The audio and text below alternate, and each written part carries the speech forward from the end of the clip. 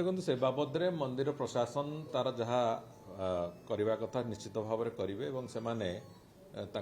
से बाबद बैठक डाकिकी से अनुसंधान प्रक्रिया आरंभ कर आज बैठक भी अच्छी से अनुसंधान जो प्रक्रिया से प्रक्रिया जमी ठीक ढंग से हम ताकू से देखुं मोर गोटे कथा स्पष्टता अच्छी जे प्रथम कथा है महाप्रभु श्रीजगन्नाथंकर धाम सहित समग्र विश्व रे कौन सी मंदिर को तुलना करा जाई परिबो नहीं। हिंदू धर्मीय भावना अनुजाई भारत वर्षर जो चारिटी धाम भितर श्रीक्षेत्र गोटे प्रमुख धाम एवं श्रीक्षेत्र छाड़ी देकी कोठी तीर्थाटन जेते कले भी से तीर्थर किछि मूल्य मिले नहीं एक कथा भी स्पष्टता अच्छी तेणुक से दृष्टिकोण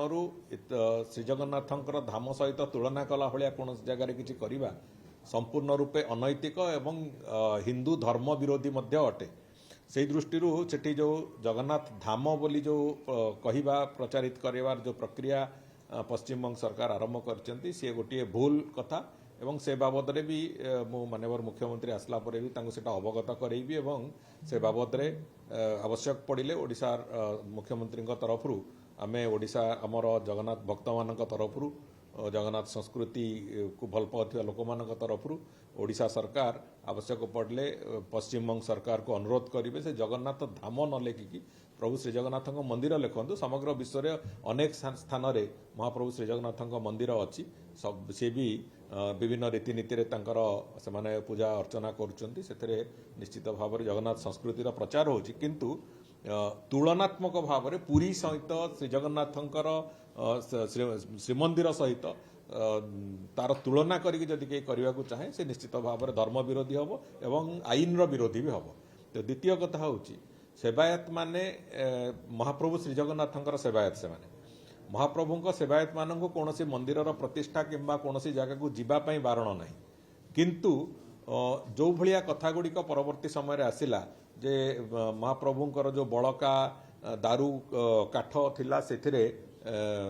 मूर्ति तैयारी करिया कथा हो किंबा सेथिरे प्राण प्रतिष्ठा करने कथा हो ये जो कथा गुड़िक आसला एगुड़िक कौन मते समीचीन नुह एवं ग्रहण योग्य भी नुहे तेणुक ये सबू दृष्टि को आखि आगे रखिकी आमे श्रीमंदिर प्रशासन सांगे एवं प्रमुख शासन सचिव आईन विभाग तांको सहित गतकाली आलोचना होता एवं से अनुजाई आमे सरकार तरफ भी श्रीमंदिर प्रशासन को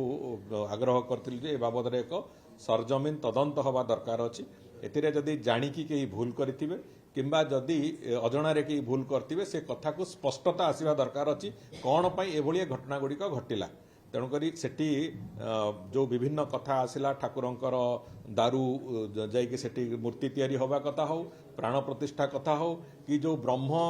सेठी स्थापना होती बोली जो कथा गुड़िक विभिन्न गणमाध्यम जरिया आसला सेगुड़िक कौन गोटे ग्रहण योग्य कथा नुह एवं अनैतिक कथा तेणुकर ता बाबद संपूर्ण रूपे सरजमीन तदंत है जहाँ पदक्षेप नवा कथा से बाबद प्रशासन तार पदक्षेप नब एवं निश्चित भाव में जो मैंने संपृक्त थे से बाबद प्रशासन कठोरतार सहित निश्चित भाव से कथा को देखियो।